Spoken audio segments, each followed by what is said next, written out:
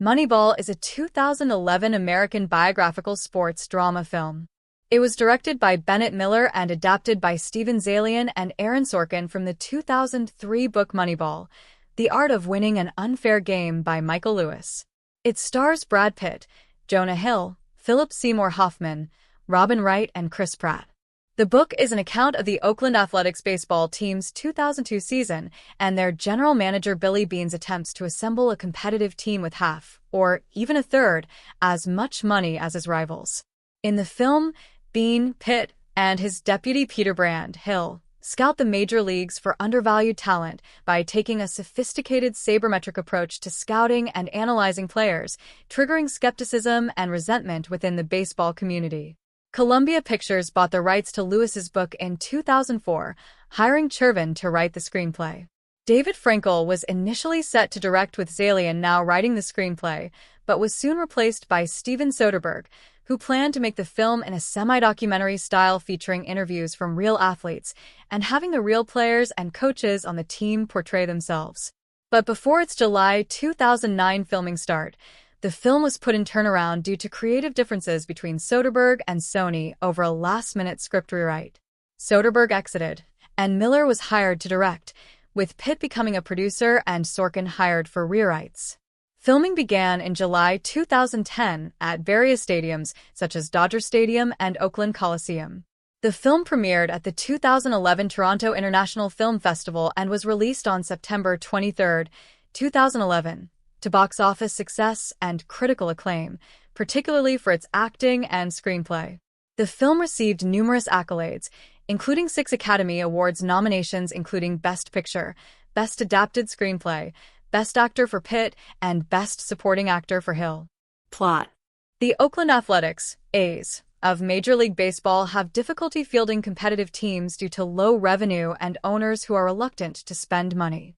General manager Billy Beane drafts and develops cheap, young, and talented players, but the A's lose the 2001 American League Division Series, ALDS, to the New York Yankees, baseball's richest and most successful team. For the 2002 season, Beane is given a paltry $41 million budget. Through free agency, 3 richer teams poach 3 of Beane's best players, Jason Giambi, Johnny Damon, and Jason Isringhausen. Adding insult to injury, Giambi joins the Yankees. Beane is skeptical about traditional baseball scouting methods after the New York Mets drafted him in the first round of the 1980 draft, prompting Beane to decline a Stanford scholarship, only for Beane to have an unimpressive playing career. Beane tries to trade for the Cleveland Indians' Karim Garcia, but Cleveland refuses on the advice of team advisor Peter Brand, a Yale economics graduate who privately complains to Beane that Cleveland rarely takes his advice. Beane asks whether Brand would have drafted him in 1980.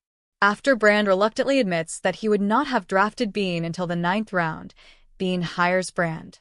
Beane and Brand study sabermetrics, an unconventional scouting philosophy.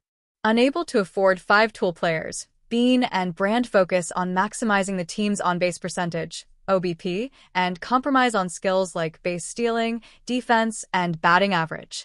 They acquire undervalued players like aging David Justice, injured catcher Scott Hatteberg, and submariner Chad Bradford. Beane fires head scout Grady Fuson, who refuses to abandon his traditional scouting methods. A poor start to the season prompts the media and the team to question Beane's philosophy. Manager Art Howe, who is angling for a contract extension, disregards Brand's advice to put the players with the best OBP at the top of the batting order. Howe resists playing Hatteberg at first base, so Beane forces Hatteberg into the lineup by trading away Howe's favored first baseman Carlos Pena. Although Jeremy Giambi has good on-base skills, Beane decides that Giambi lacks the intangible qualities to succeed and trades him as well. Beane persuades team owner Stephen Schott to trust in the plan.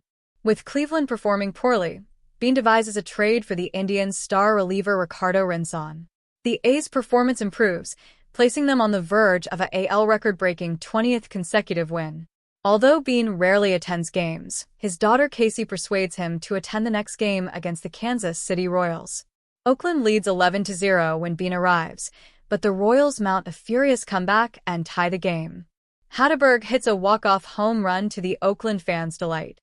Despite the celebration, Beane tells Brand he will not be satisfied until they have changed baseball by winning the World Series.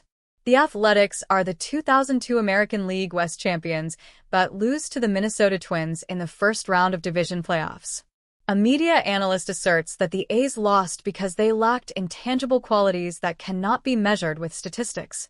However, Boston Red Sox owner John W. Henry realizes that the A's lost primarily because of random chance and their small budget. He offers Beane $12.5 million, the largest contract for a general manager in history, to take over the Red Sox organization. Tempted by the opportunity to implement his ideas on a larger budget, Beane discloses Henry's offer to Brand and says that their strategy failed. Brand shows Beane a video of batter Jeremy Brown, who hits a home run but does not realize it. A subplot in the film explores Beane's relationship with his ex-wife Sharon and estranged daughter Casey, a singer and guitar player. In the final scene, Beane is driving while listening to a burned CD of Casey singing the show, prompting him to cry.